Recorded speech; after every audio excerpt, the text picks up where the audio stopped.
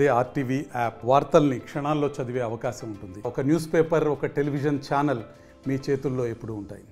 అందరికీ నమస్కారం. ఈరోజు ఫస్ట్ టైం ఒక ఆనాటి మంత్రులు, ఎమ్మెల్యేల భూదందాలు, ల్యాండ్ మాఫియా, దానికి ప్రిన్సిపల్ సెక్రటరీ సిసోడియా గారు పోయి మదనపల్లి సబ్ కలెక్టర్ కార్యాలయం దగ్గర ఫిర్యాదులు తీసుకోవాల్సిన పరిస్థితి వచ్చింది. అంటే ఆ చేసిన భూ కుంభకోణాలకి ఆ సబ్ కలెక్టర్ కార్యాలయమే తగలబెట్టారు. ఇప్పుడు ఆ విచారణకి వెళ్ళిన సంస్థలకి వచ్చిన సమాచారం వీళ్ళ పెద్దల హస్తం ఉంది అని చెప్పేసి, దాంట్లో పొంగనూరు, తమ్మళ్ళపల్లి, పీలేరు, మదనపల్లి పెద్ద మనుషులు. అంటే ఒక చట్టం తెచ్చారు. 20 ఏళ్ల క్రితం పేదోళ్ల పొలాలుంటే అవి వాళ్ళకి శాశ్వత భూ హక్కు చట్టం అని పిఓటి అని చెప్పి ఒక యాక్ట్ తెచ్చారు.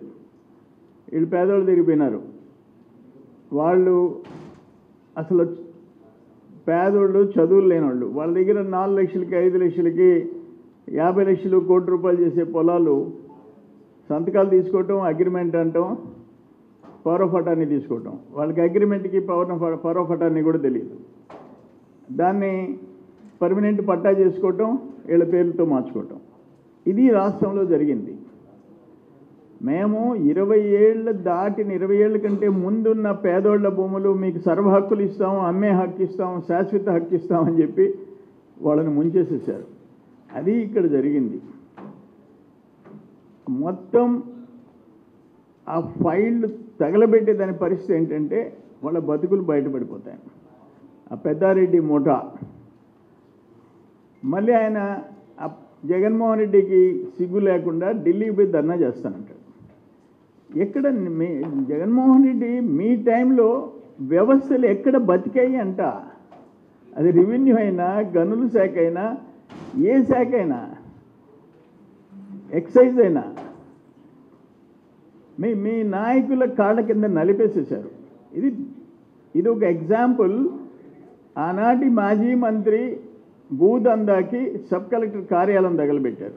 నెల్లూరులో ఆనాటి మంత్రి కోర్టులో ఫైళ్ళు లేపేశాడు. అంటే ఎంత గొప్ప మంత్రుల గురించి చెప్పుకోవాలంటే గతంలో చరిత్రలు ఒక్కొక్క మంత్రి గురించి చెప్పుకోవాలంటే, ఒక్కొక్క ముఖ్యమంత్రి గురించి చెప్పుకోవాలంటే, నీలం సంజీవ్ రెడ్డి అయినా, కాసు బ్రహ్మానందరెడ్డి అయినా ఏ ప్రాజెక్టులు తెచ్చారు, ఎన్టీ రామారావు గారు ఏం సృష్టించారు, చంద్రబాబు నాయుడు గారు ఏం క్రెడిట్ తెచ్చారని చర్చించుకునేది. ఇప్పుడు వీళ్ళని గురించి గొప్పలు చెప్పుకోవాలంటే ఒకరు సబ్ కలెక్టర్ కార్యాలయం తగలబెట్టిస్తే మరొకరు కోర్టులోనే ఫైల్ దొంగతనం చేశారు.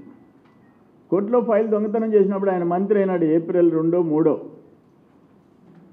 2022లో కరెక్ట్గా వారం రోజులకి ఫైల్ లేచింది.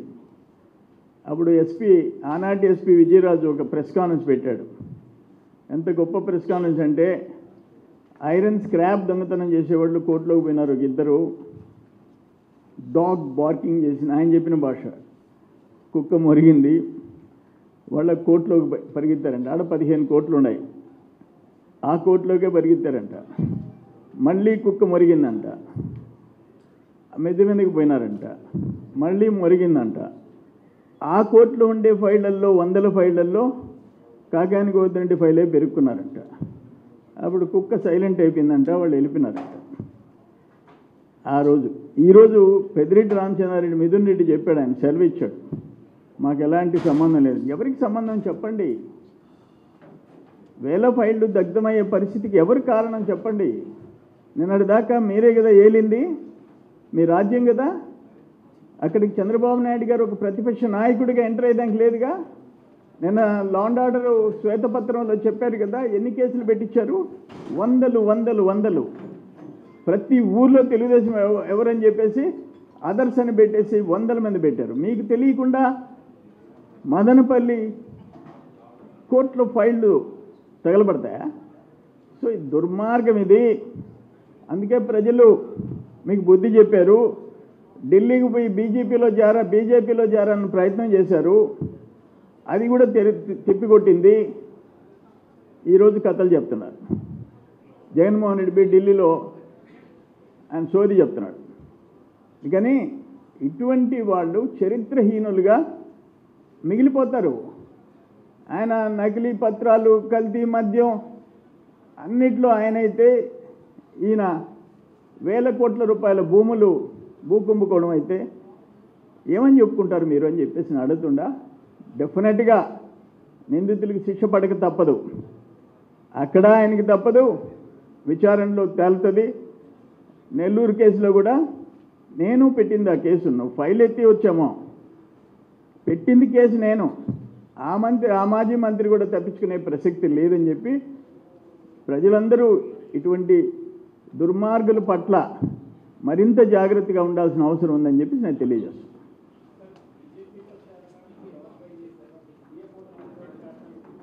అమ్మా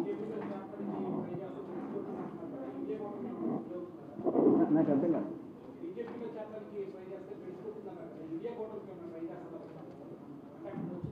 అంటే మనకైతే ఇప్పుడు అధికారం కావాలా, వాళ్ళు బయటపడాలా, అందుకోసం బీజేపీలో చేరాలని చెప్పేసి ప్రయత్నం చేస్తున్నారు.